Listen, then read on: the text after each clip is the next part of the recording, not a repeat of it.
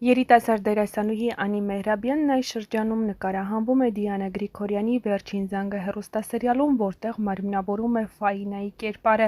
Նրա կերպարը սիրված ու ընդունված է հեռուստադիտողների կողմից։ Նշենք, որ հայտնի չէ դեռ դերասանուհին կշարունակի նկարահանումները հեռուստասերիալում, թե ոչ, քանի որ սովորելու նպատակով նա Հայաստանից շատ շուտով հեռանալու է։ Բայց մինչ այդ նշենք, որ դերասանուհին մեծացել է զինվորական ընտանիքում։ Հայրը 22 տարի նվիրել է հայոց բանակին, ծառայել է որպես փոխգնդապետ Քանաքեռի զորամասում, իսկ մայրը բանասեր է։ Այս պահին ծնողները Ռուսաստանում են աշխատում և ապրում։ Լևոն Մեհրաբյանը, Անի Մեհրաբյանի հայրը, տարիներ շարունակ արժանի կերպով ծառայել է մարտարվեստի ոլորտին և հատկապես Կիոկուշին կարատեի տարածմանը։ Նա ոչ միայն Ռուսաստանում, այլև միջազգային մակարդակով ճանաչված մասնագետ է։ Նրա աշխատասիրությունը, նվիրումը սպորտին ու սաներին օրինակելի են ոչ միայն իր սերնդի մարզիչների, այլև նոր սերնդի մարզիկների համար։ Լևոն Մեհրաբյանը սև գոտի է կրել արդեն երկար տարիներ, ունենալով 3-րդ դանի կարգավորում, ինչը վկայում է նրա բարձր մակարդակի գիտելիքների, փորձի և մարտական հմտությունների մասին։ Նա արժանացել է ԱՊՀ-ի չեմպիոնի կոչմանը, ինչպես նաև արժանացել է մեդալի աշխարհի առաջնությանը մասնակցելու ընթացքում։ Նրա հաջողությունները միայն անձնական ձեռքբերումներ չեն։ Լևոն Մեհրաբյանը հանդիսանում է միաժամանակ Իկո Մացուշիմա միջազգային կառույցի դոջոյի պաշտոնական օպերատոր և չեմպիոն սպորտային ակումբի հիմնադիր նախագահ։ Նա իր գործունեությունն իրականացնում է Ռուսաստանում, որտեղ կենտրոններում կազմակերպվում են մրցաշարեր, մարզումներ և սեմինարներ, նպաստելով ոչ միայն մարզիկների ֆիզիկական զարգացմանը, այլև նրանց դաստիարակությանն ու նպատակասլաց կյանքին։ Նրա դուստրն իսկապես հպարտանալու տեղ ունի։ Լևոն Մեհրաբյանի դուստրը Անի Մեհրաբյանը նույնպես հանրության սիրելի կերպար է, հատկապես «Վերջին զանգը» սերիալում իր Ֆաինայի դերով։ Նրանց ընտանիքը կարող է հպարտանալ թե մշակութային, թե սպորտային ոլորտներում ունեցած ներդրումներով։ Լևոն Մեհրաբյանի կերպարը մարտարվեստի շրջանակներից դուրս ևս հարգանք է վայելում, քանի որ նրա հաջողությամբ համատեղում է խստապահանջ մարզչի, նվիրված հայրիկի ու հասարակական գործչի դերերը։ Ну, если честно, я довольно толерантна и терпелива. Однако могу уйти от человека только по 3 причинам. Первое, когда меня не уважают и не ценят. Второе, когда меня пытаются изменить или же заставляют измениться. И третье, когда в этих отношениях я теряю себя. Вообще, перед тем, как уйти, я очень-очень долго пытаюсь все-таки достучаться до человека. И если не получается, только тогда я ухожу. Но я такой человек, что всегда готова прощать, восстановить общение, отношения, если, конечно,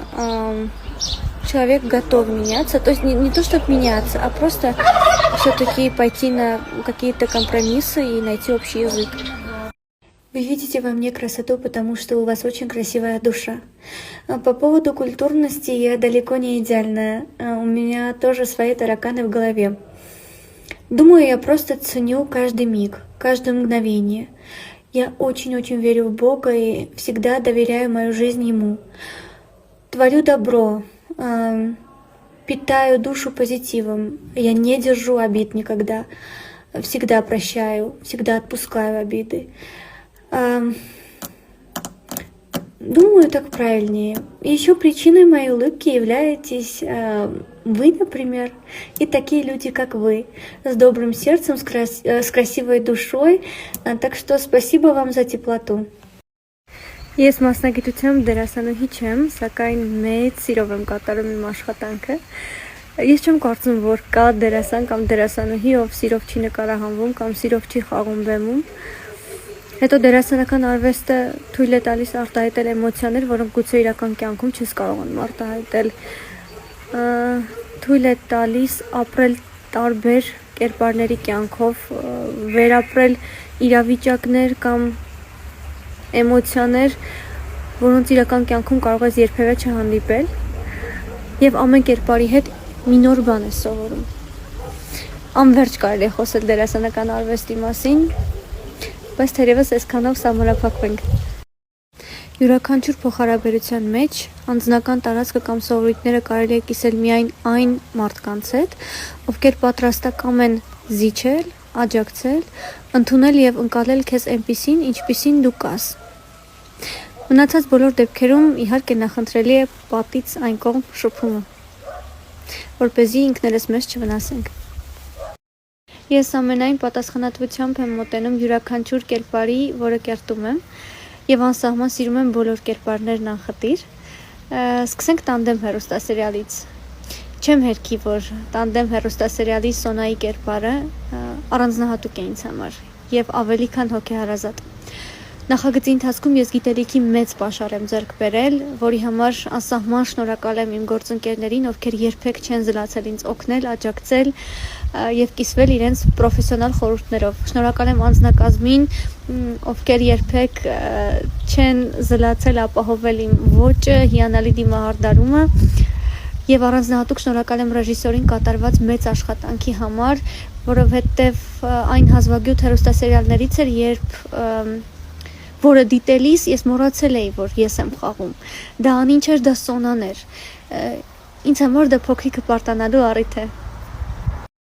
Ինչ վերաբերում է Վերջին զանգ հեռուստասերիալին, առաջին հերթին շնորհակալ եմ Դիանա Գրիգորյանին կերպարն ինձ վստահելու համար։